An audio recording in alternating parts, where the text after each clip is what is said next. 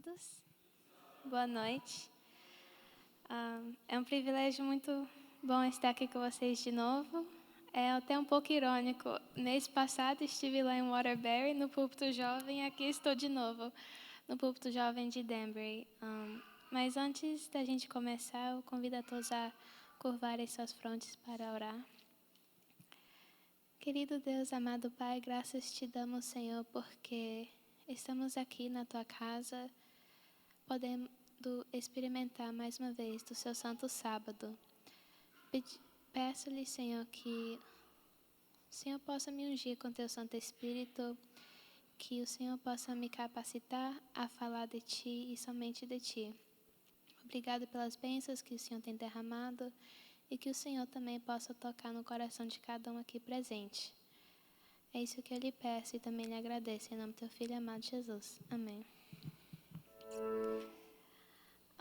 Como vocês sabem, o tema dessa mini Semana Jovem é Comunidades Transformadas. E eu queria começar com uma pergunta. Como que vocês definem uma cidade? Quais são suas características? Quantos habitantes? Quão avançada tem que ser? O que vocês acham? Como que vocês descreveriam uma cidade? Casas, prédios, pessoas, muitas ou poucas?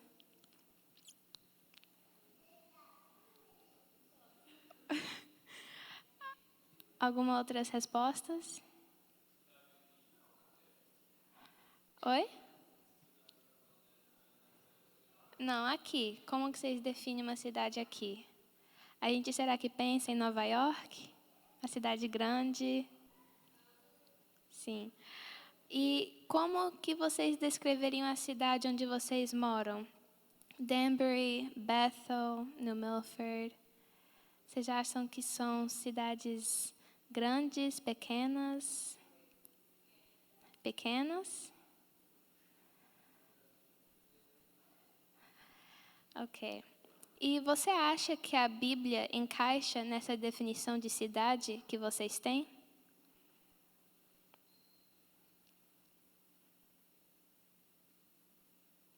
Vocês acham que a Bíblia pode ser um livro que se refere a cidades? Você acha que sua definição de cidade, igual lugar grande, cheio de prédios, encaixa na Bíblia? Ou a Bíblia encaixa nela? Sim? Alguma outra resposta?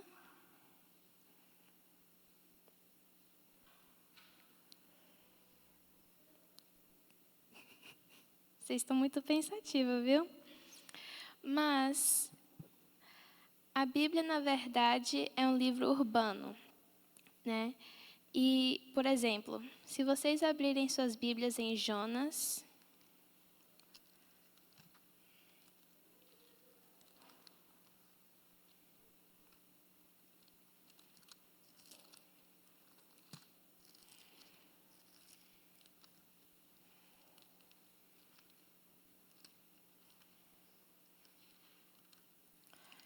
Jonas 3, verso 3, é um pequeno exemplo do que eu vou falar. Aqui diz, Jonas 3, 3. Levantou-se, pois, Jonas e foi a Nínive, segundo a palavra do Senhor. Ora, Nínive era cidade muito importante de Deus e de 3 dias para percorrê-la. Então a gente vê aqui, por exemplo, aqui a gente vê Nínive, uma cidade bem grande. Demora 3 dias para andar ela, né? Também a gente vê outro exemplo. Na época de Nabucodonosor, a Babilônia era uma cidade com aproximadamente 17 quilômetros de muralhas e um sistema de água e irrigação. É assim que fala? Yeah. A Roma, no tempo do apóstolo Paulo também, contava com mais de 1 milhão de pessoas. E isso é a primeira vez que a gente vê uma cidade tão grande assim na história, assim, se levantando. Tinha ruas tão lotadas que o tráfego de rodas teve que ser proibido em seu centro durante o dia. Tinha os ricos tinham mansões. A gente também vê que na Roma Antiga, os pobres viviam em apartamentos sofisticados. Então, pensa um pouco assim, não tem Nova York, aqueles prédios altos, vários andares? Na época não era tão sofisticado, mas tinha as coisas similares, né? E o povo de Deus também era um povo urbano. Davi foi rei de Jerusalém, que creio que foi nada pequeno. Isaías e Jeremias foram profetas comprometidos com Jerusalém, então tinha a responsabilidade de ir a essa multidão. Paulo foi um evangelista do cristianismo nas principais cidades do Império Romano.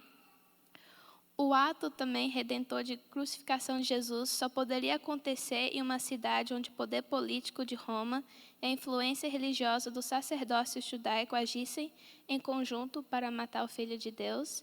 Então, a gente também vê que um sistema político também só consegue assim, ter ordem nesses lugares grandes.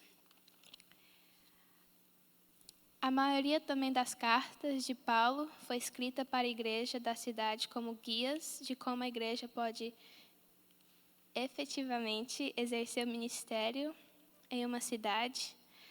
E com esses exemplos, se a gente vê que a Bíblia é um livro urbano, como nesses exemplos, por que não vemos dessa maneira? Quem aqui já imaginou a Bíblia sendo algo rural? Like, there's just a big landscape, a lot of land, and like tiny little homes. Like rural.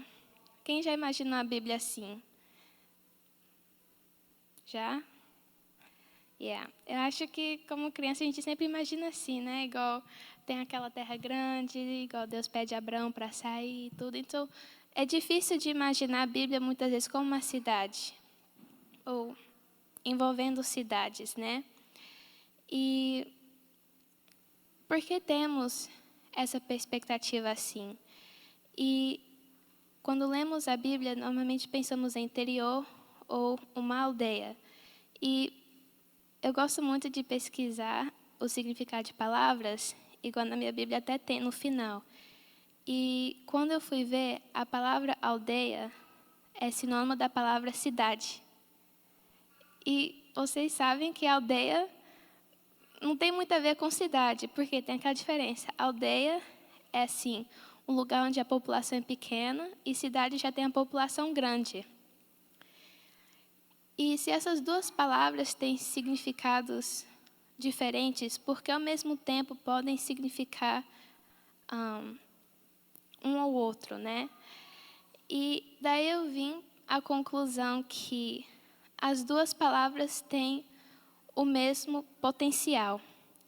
E eu vou chegar nesse ponto, mas eu quero que vocês abram suas Bíblias em Gênesis 11.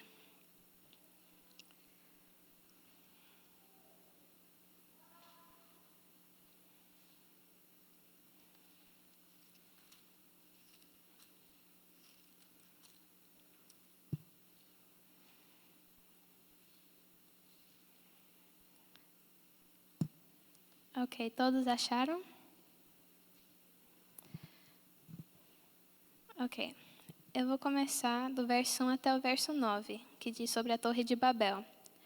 Ora, em toda a terra havia apenas uma linguagem e uma só maneira de falar. Sucedeu que, partindo eles do Oriente, deram com uma planície na terra de Sinar e habitaram ali. E disseram uns aos outros: Vinde, façamos tijolos e queimemo-los bem. Os tijolos serviam-lhes de pedra e o pertume de argamassa.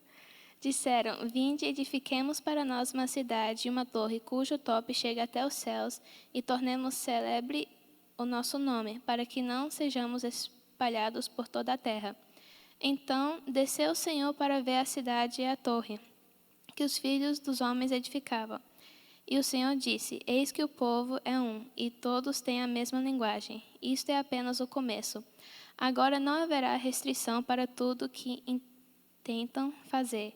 Vinde, desçamos e confundamos ali a sua linguagem, para que um não entenda a língua do outro. Destarte o Senhor o dispersou dali pela superfície da terra, e cessaram de edificar a cidade. Chamou-se-lhe por isso o nome de Babel, porque ali confundiam o Senhor a linguagem de toda a terra, e dali o Senhor os dispersou por toda a superfície dela.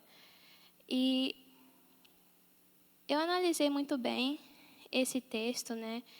E essa população de pessoas que estavam construindo a torre eram descendências de Noé, né? Porque depois do dilúvio só houve Noé, seus filhos, e dali começou outra população de pessoas. E eu imagino que não foi uma população pequena, mas também não tão grande como as que avançariam depois. Mas, pensando assim, tudo isso começou com aquela população meio limitada, mas também com uma ideia, entre aspas, pequena.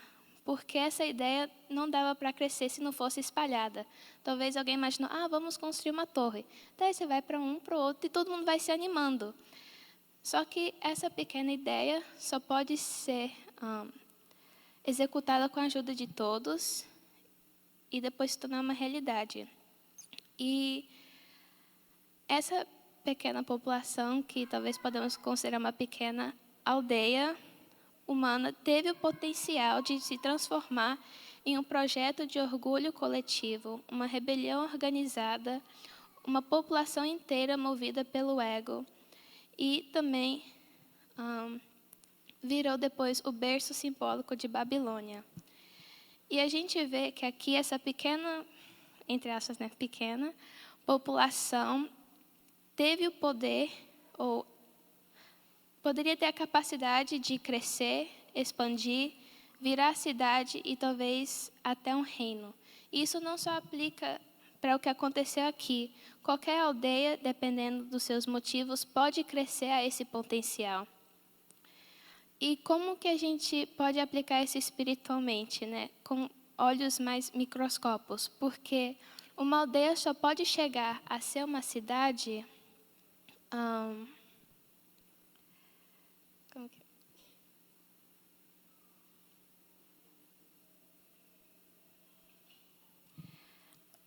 uma aldeia só pode chegar a ser uma cidade dependendo das ações que elas tomarem, né? E isso envolve o quê? Pequenos hábitos ou pequenas atitudes, pequenas ideias que podem se virar grande, igual no caso da Torre de Babel. E a gente vê aqui que pequenos pecados constroem grandes ruínas. Igual aqui a gente viu que o povo teve aquela ideia, vou fazer uma torre e elevar até os céus, e fazer deles um povo bem conhecido. Só que isso não era o plano de Deus. E uma aldeia assim não é perigosa por ser pequena, ela é perigosa por ser capaz de crescer, que era o que esse povo fez. Por isso que Deus desceu a eles e confundiu aquela língua. Ele viu o potencial que eles tinham e falou, não, esse aqui não é certo. Se vocês abrirem suas Bíblias em Cântico dos Cânticos,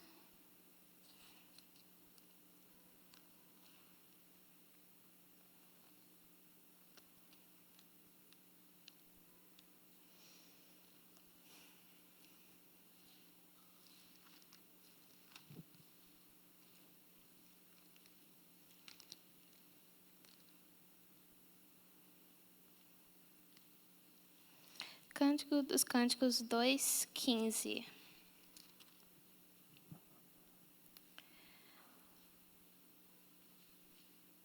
Aqui fala, apanhai-me as raposas, as raposinhas, que devastam os vinhedos, porque as nossas vinhas estão em flor.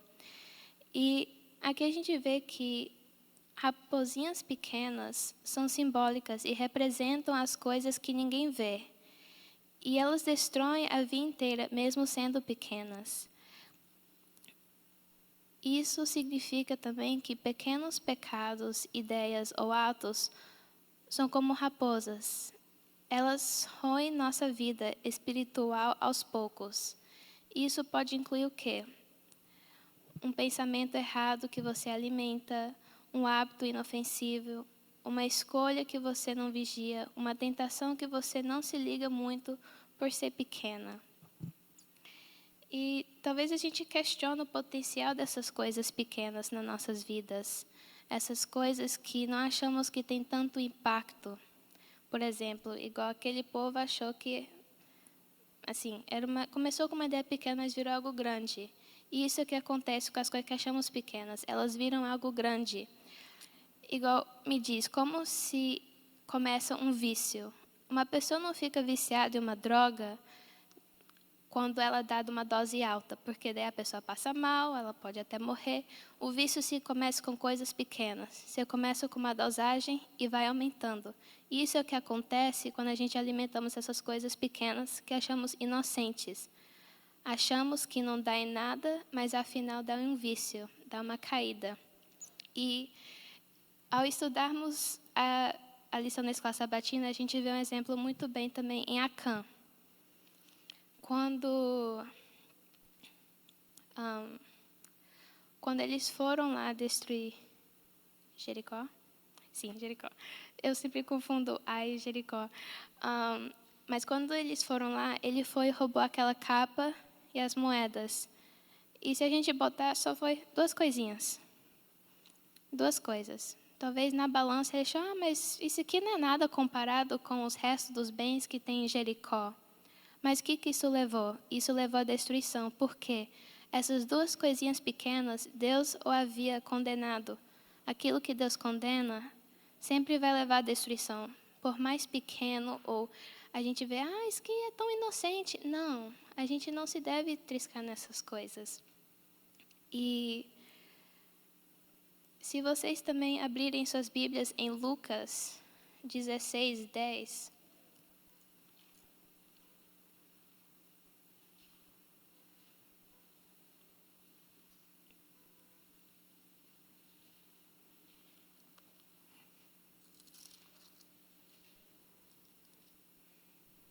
Lucas 16, 10 diz: quem é fiel no pouco, também é fiel no muito. E quem é injusto no pouco, também é justo no muito.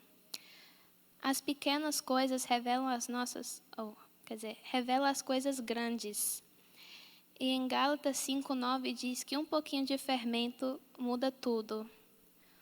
Um pecadinho aparentemente insignificante transforma o caráter inteiro. E voltando para o que aconteceu com a Torre de Babel, antes a língua deles unia o povo, né? Porque todos compartilhavam a mesma língua, se entenderam em tudo. Porém, eles usaram essa unidade para desafiar a Deus. Eles usaram a unidade que eles tinham para algo errado. E como consequência, o Senhor confundiu a linguagem de toda a terra. E hoje também vivemos em um tipo de Babel similar, uma Babilônia espiritual, marcada por uma confusão similar também. Hoje vivemos em comunidades ou uma sociedade em um todo que tem muita confusão doutrinária, religiosa, moral e espiritual. E parece que cada pessoa está falando uma língua espiritual diferente. E assim como em Babel, essa confusão é fruto de pecados. Pecados que para nós soam como algo pequeno, algo insignificante. Exemplos disso são pequenas distorções da Bíblia, talvez, ou de coisas morais, desvios e rebeliões. E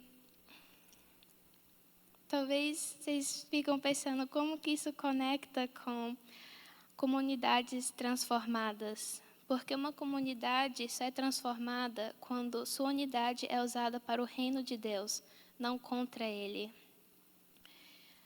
E é por isso que Deus separou Jerusalém de Babilônia, né? Eu estive perguntando ao meu pai algo do tipo, e eu perguntei para ele, então, será que Jerusalém e Babilônia estão em conflito agora? Eu falei, não, porque Deus sempre separa o bem do mal. Igual no céu, Lúcifer pecou. Deus não tolerou este pecado. Ele foi e o removeu do céu. E hoje a gente vive em um mundo que é, infelizmente, dominado pelo príncipe deste mundo, que é Lúcifer. Então a gente vive em território babilônico, em território dele.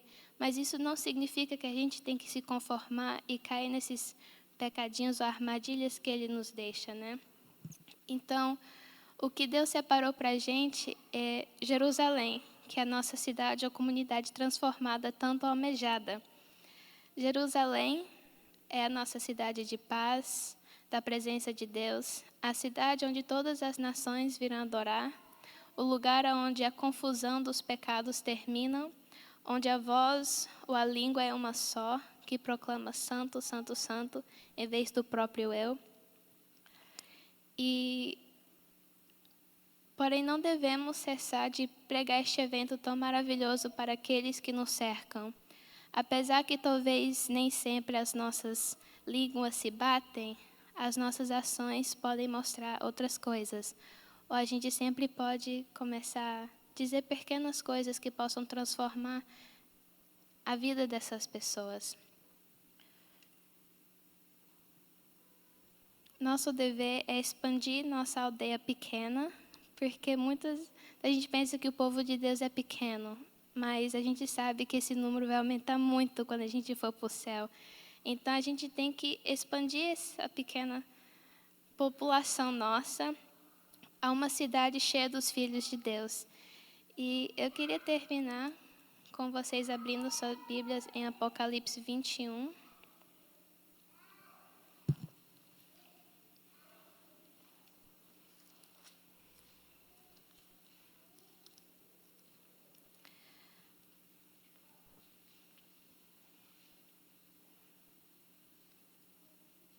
Apocalipse 21, 1 a 3.